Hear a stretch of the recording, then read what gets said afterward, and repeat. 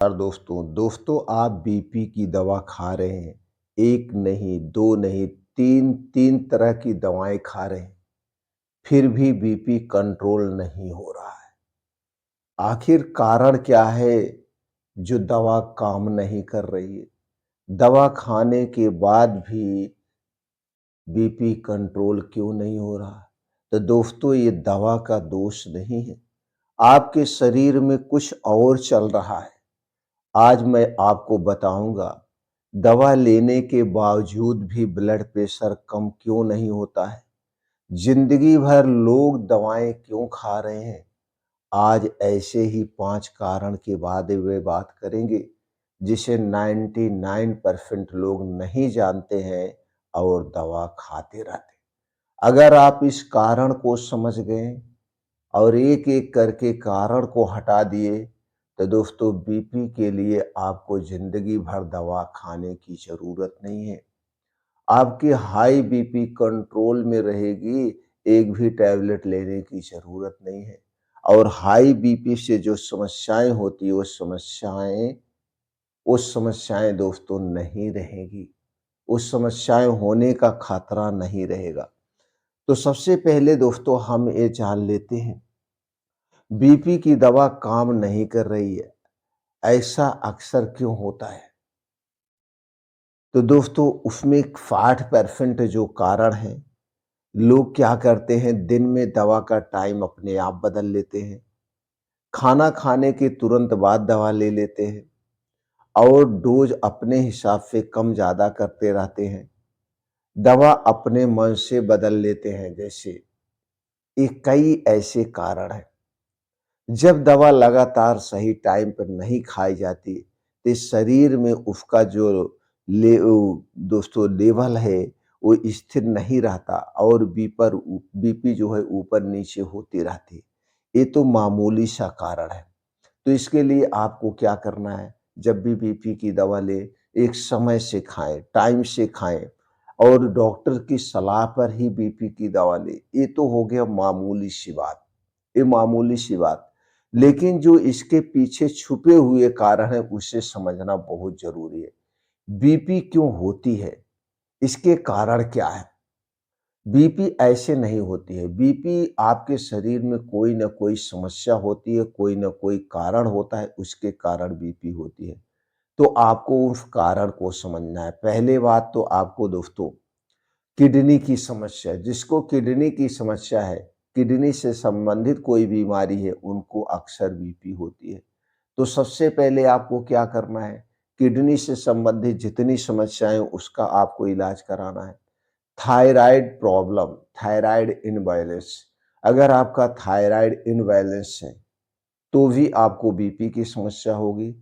Hormonal disorder और diabetes, इनमें से कोई भी बीमारी है और प्रोस्टेट की समस्या, इनमें कोई सी बीमारी आपके शरीर में है तो बीपी आपकी कम नहीं होगी, पहले इसे ठीक करना होगा।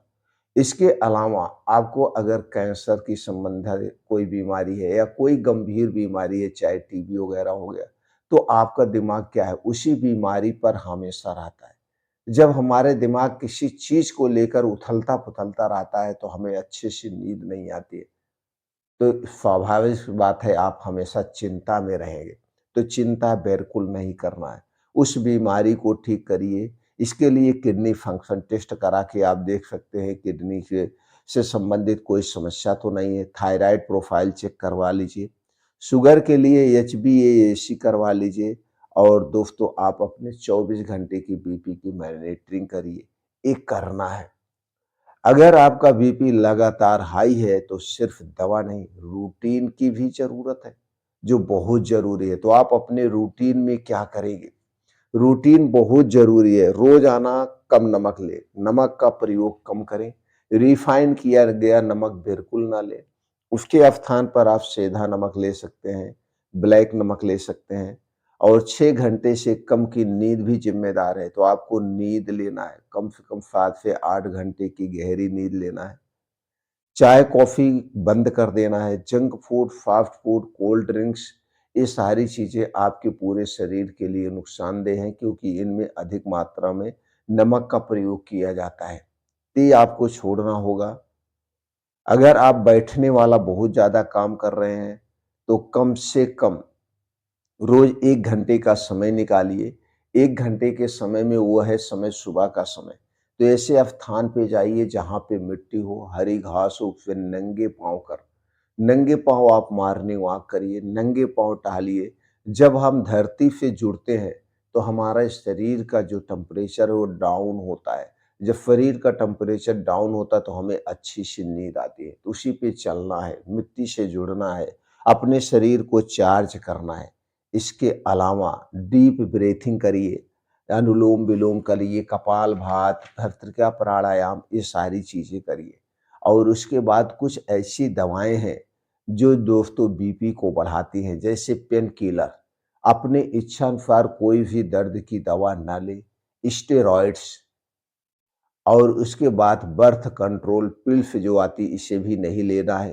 कोल्ड जो खाँसी वाला सिरप आता है, कोल्ड कफ सिरप कभी भी अपने इच्छा अनुसार ना लें। खाँसी भी आने का कारण है, उस कारण को समझिए और उसके बाद दोस्तों उस कारण को हटा दीजिए, सब कुछ नॉर्मल हो जाएगा। तो ये सारी चीज़ें आपको करना है, तो सबसे बड़ा काम क्या करना है, जो आपकी दवा को 10 गुना तेज़ कर देगा, आपकी दवा छुड़ा देगा, उसके लिए क्या करना है? पहले तो आपने सब कारण को समझ लिया, उस कारण को हटाना है।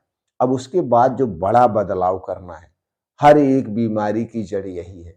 आज के समय में दोस्तों सबके घर में रात का खाना 9 बजे से रात 1 बजे के बीच में खाया जाता है।